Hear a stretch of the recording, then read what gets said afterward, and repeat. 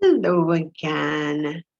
So we are at the final segment of our BJC Math June 2014 Paper 1. And in this segment 3, we cover questions 13 to 18. So let's get started. Question 13 has several parts. And the first part, part A, asks us to express 1/5 as a percentage. So we are converting a fraction to a percentage. Now, what does the word percentage mean? Percentage literally means out of 100. So if we convert our original fraction to an equivalent fraction out of 100, then we take the numerator of that result and we stick it behind the decimal point, or in this case, we take the numerator and we stick the percentage sign at the end. We're doing percentages, not decimals. So let's take a look. We have 1/5 originally, and to create an equivalent fraction with the denominator value 100, we multiply both numerator and denominator by 20. That gives us 20 out of 100. And remember, percent literally means out of 100. So we can go ahead and just remove this 100.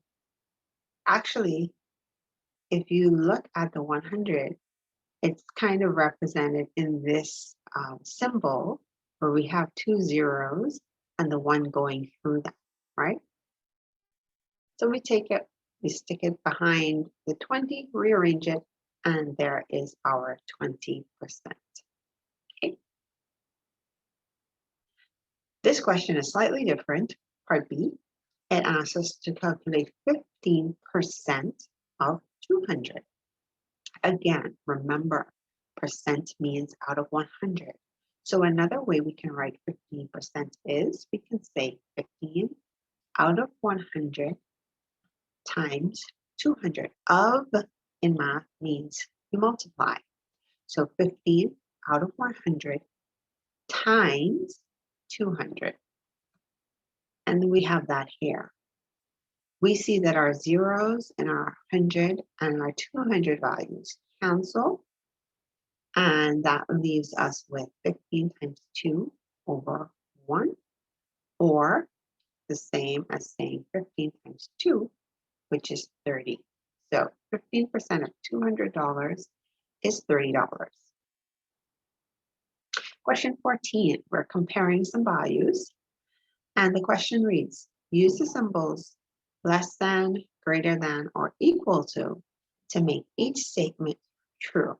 So we have some units and we have to basically know their conversion.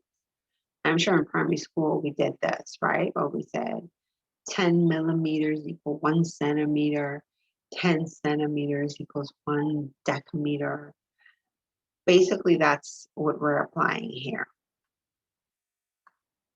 Okay, and this is our answer. A centimeter is larger than a millimeter. A kilogram is larger than a gram. In fact, it takes 1,000 grams to make 1 kilogram. And this, even though it looks like 61, this is 6 liters, 6,000 milliliters. There are 1,000 milliliters in 1 liter. So 6 liters is the same as 6,000 milliliters. Moving along, question 15. We are given some terms and we're doing a matching exercise. So we're asked to match the word in column 1 with the phrases in column 2 by putting the correct letter and word in the space provided. Now that doesn't look like too much space, right? So our phrases, our word in column 1, we have circumference, coefficient, hexagon, reflex, and quotient. And we have to match with the corresponding definition in our column 2. In column 2, we have plane figure with 6 sides. What is that? We have a total distance around a circle, angle greater than 180 degrees and less than 360 degrees. The answer to a division problem, if you were listening, I mentioned that before in a previous segment. And lastly, we have a number before a variable.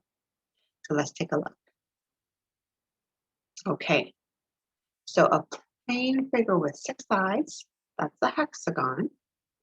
The total distance around a circle, that's the circle's circumference. Angle greater than 180 degrees and less than 360 degrees, that's a reflex angle. The answer to a division problem, remember, is a quotient. It comes before a variable, that's a coefficient. Okay, so I want you to make sure you pay attention to these definitions. Okay, not lastly, we have a couple more to go. For 16, it has a couple parts, and it asks us to simplify a term or an expression. We have 3x plus 4y plus 5x minus 3y.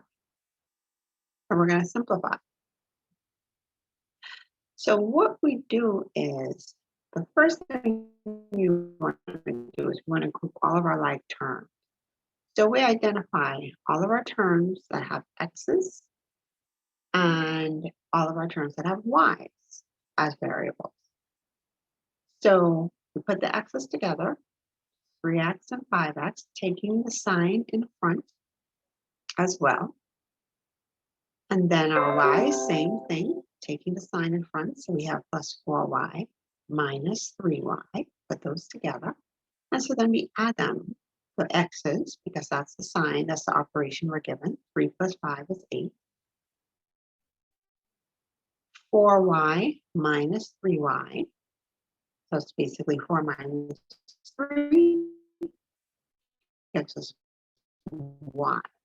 Okay, and we leave it like that. For question 16b, we're given an expression or an equation, and it's asking us to calculate the value of c when b is equal to 9. So we're substituting the value of 9 into this equation. When we do that, we get c is equal to 88 over 9 plus 2. Of course, 9 plus 2 is equal to 11. So we have 88 divided by 11. And 11 goes into 88 8 times. Okay, we need to be familiar with our 11 times table to recognize that. Okay, so our answer is 8. Question 17 has a couple parts. The first part, A, asks us to calculate the size of angle Y. So the first notable thing in this figure is that anytime we have a figure with two perpendicular lines, we know the lines are perpendicular because we have this little box that connects them. That tells us that our lines are at a 90-degree angle. So where the boxes connect, or where the lines connect, the horizontal and vertical lines, where they connect, this value is 90 degrees. So given that bit of information, we can form an equation here that says y plus 52 is equal to 90 degrees. And then we can solve for y. So if we leave y on the left-hand side by itself, move our 52 over, it becomes negative 52. So we have 90 minus 52. That leaves us with 38. So y is equal to 38 degrees. Part B, the question 17, shows us a figure, and it asks us to calculate the size of angles W and X. So for this question, we need to be familiar with a couple rules from geometry. And Basically, to solve for x, we could have done this in two ways, but the way that's shown here, with the rule states that co-interior angles add up to 180 degrees. So our co-interior angles here are 70 and x. X plus 70 must equal 180. Solving for x in that particular equation, x is equal to 110. And then the other rule that we need to know is that vertically opposite angles, W and X are vertically opposite, are equal. So once we know the value of X, then it's the same value for W according to our rule, our geometrical rule. Okay. Question 18. Now we're at the end. Can you believe it? We're at the end of this paper, basically, with this last question. Here's James. James had X dollars, and then he lost 5. Write an algebraic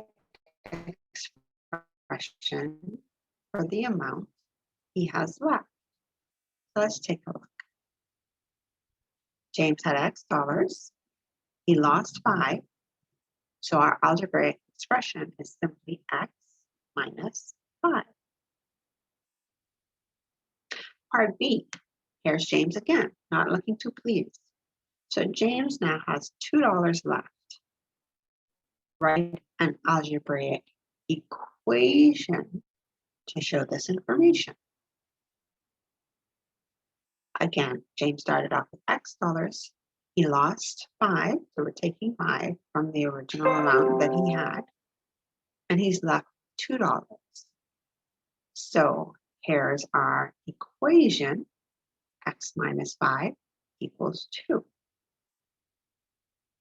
Now the last part, we're asked to solve the equation that was created in B to find the value of X.